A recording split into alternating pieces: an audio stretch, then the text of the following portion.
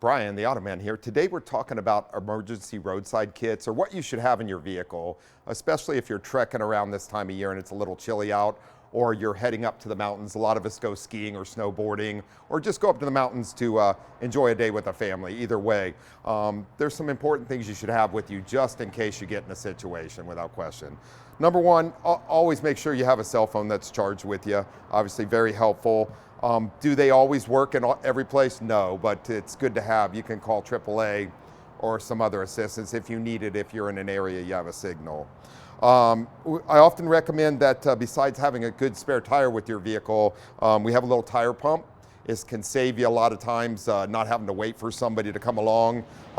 You can often get tire slime that goes in a tire, and tire pump pumps it up. A lot of vehicles these days don't even come with a spare tire though, so having a pump is a really good thing to have as far as that goes. Now if you get stuck and the battery's dead on your vehicle, these little power packs are amazing. They will jump start a vehicle without question. So pretty good to have in your car, keep you safe, keep you in good order as far as that goes.